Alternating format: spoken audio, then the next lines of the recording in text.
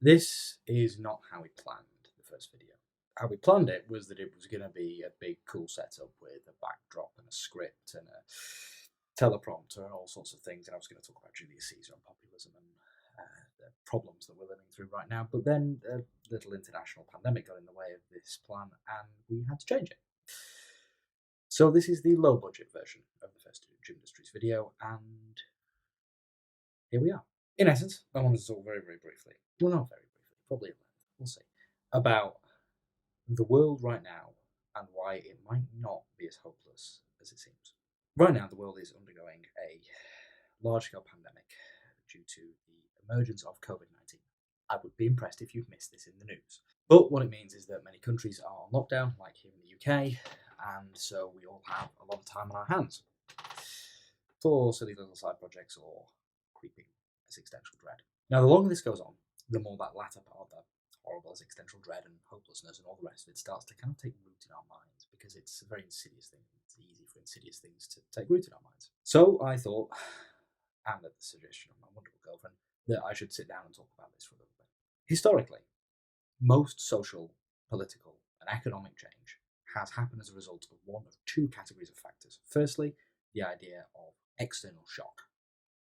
Now, a good example of this could, if you're talking pure economics, a good example of this could be a disease that was not planned for, or a drop in oil prices, a war in a country that's a crucial supplier of something. These are all external shocks. Internal pressure is the second one. Now, internal pressure could be, examples such as the civil rights movement, the suffragettes, Black Lives Matter, protests, labour organisations, and all of those. You'll have to excuse that noise in the background. It's just, like I say, low budget. And both of these things can affect very, very rapidly socio-economic political change. We're living in a time right now where we have both an external shock, thanks to COVID-19, which has delivered into most Western economies, most Western societies, the biggest shock, certainly in my lifetime and almost certainly of several generations. I talk to my older relatives and sort of friends who are well into their 70s, and they have never lived through a time like this. It is, in the dictionary definition of the word, unprecedented in recent history. And that has huge ramifications for an economy, for a society, for politics, for all sorts of stuff. But we're also living through an era of great internal pressure, partly linked and partly not, because over the last few years we've seen a rise in the power of the left and sort of the popularity of socialism, specifically among younger people and less well-off people. We've also seen a rise of nationalism, in large parts due to some pretty biased right-wing media. We have, in essence, seen a lot of change in the last, let's say, 8 years. 2012 was a good starting point, right? It's a nice round number. The Olympics happened. Gay marriage got legalised. And the problem with this is that change is terrifying. Humans aren't really designed to handle change very well. We are creatures of the status quo. It's why Tolkien's Hobbits, the idea of an idealistic sort of English country, is very status quo. And when that status quo is upset, we struggle. Very understandably. We're used to a routine. I get up in the morning, I go to work, I come home, I kiss my wife on the cheek, I make tea. And all of a sudden, you've got to spend all your time with that person. You can't go to work, your exercise routine is knackered, and it takes a long time to get butter from the shops. And we don't handle this very well. Add into this that several governments are not handling this very well. And it creates a very, very profound feeling of panic in a population. But here's the thing. Right now, and for the next 2 months or so, I don't know, let's see how this is in 2 months, things are going to be pretty awful. It is no joke.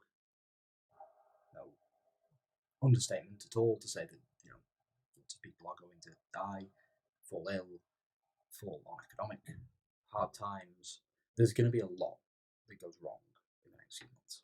But when this is done with, when COVID-19 has been handled, if you will, when the population has recovered and people start returning to work, we as a society, I think, are going to start asking some pretty crucial questions about the world we've been living in for the last 20 years. We saw at the start of this crisis homelessness in London eliminated when all homeless people were given somewhere to sleep because they were potential vectors of this disease. which kind of debunks the lie that homelessness is just an economic necessity, or no, it's not a necessity, just a feature of capitalism that we can't deal with. There's nothing we can do. I'm sorry. It has reminded us how important healthcare is, and how most societies are only as safe as their least safe member. That was a lesson that we'd kind of forgotten for a long time, and you can see that from the asset stripping of the NHS for the last 10 years in the UK, or the American crisis that's going on over whether or not healthcare should even be a right. It's a crazy thing to be arguing at a time like this, but USA. I think the important thing to remember is that when we come out of this time of strife, hardship, sorrow, death, all the rest of it, we as a population, as a species, as a society will have learnt a lot of lessons. And I think they can be categorized into three main areas. Firstly, that we are social creatures and that isolation does not suit us very well. We're meant to play with the other monkeys in the field. We are not meant to sit in our little monkey houses. It doesn't work. Humans deal very, very poorly with it. Some people on the more introverted end of the spectrum are handling this whole lockdown very well. Extroverts, not at all. But in the end, social isolation is going to upset almost everyone's mental health. Some worse than others, but it is going to affect everyone. And forced isolation is something that the majority of a population will not experience in their lifetime. And we will all have done it. Secondly, that individualism is not a good thing. We saw this with panic buying at the start of this crisis, where a small percentage of the population occupied a huge portion of the resources available to everyone. Toilet roll disappeared, pasta disappeared. Right? I love pasta, and it just went. And all of a sudden, you had lots of vulnerable people without those basic necessities, and that was because of individualist tendencies. I must look after myself and those closest to me. Some people would argue that this is a noble goal. In fact, capitalism does in general. It says that you are designed to look after you and yours and let everybody else worry about themselves. But when that happens, you end up getting screwed over by somebody else looking after themselves. Now, this isn't a complicated theory for people who are familiar with the flaws of capitalism, but for a lot of people, this is their first experience of that resources are finite, and if one crazy person buys all the toilet roll in the shop, there's no toilet roll for anyone. It's a simple example, but imagine that's food. Or wait, imagine when it was baby food, or sanitary products, or nappies, or any of those things that people need. Now, the third thing, I think, and I kind of got to go back a step to explain this. If you're familiar with accents in the UK, I'm quite obviously from the north of England. And one of the jokes, tropes, stereotypes associated with the north of England is that we are friendlier than the rest of England. We will say hello in the street and smile and tip our flat caps and let our whippets play with each other and all the rest of it. And since this crisis started, I have seen more people in the area of the country I live in much more friendly. And I've heard via Facebook and Twitter, social media, friends and family, that this is a universal trend.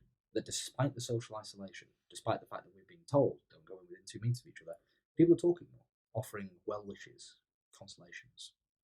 Stay safe. That's lovely. That's truly lovely. It shows a wonderfully empathic part of the human psyche that is so often left out in our society. We are taught not to empathise with people. We are taught to look after ourselves.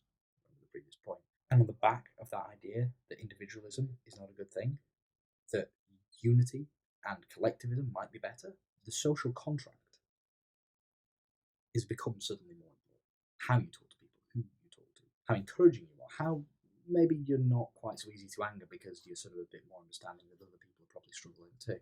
If we as a society can keep that heightened sense of empathy, that detestment, that's not a word, derision of individualism, and the overall feeling of camaraderie that this thing has created, we are going to have to ask some big questions about the society we want after this. Do we want to work 8 hours a day in jobs that aren't particularly rewarding and don't particularly pay very well in order to afford housing?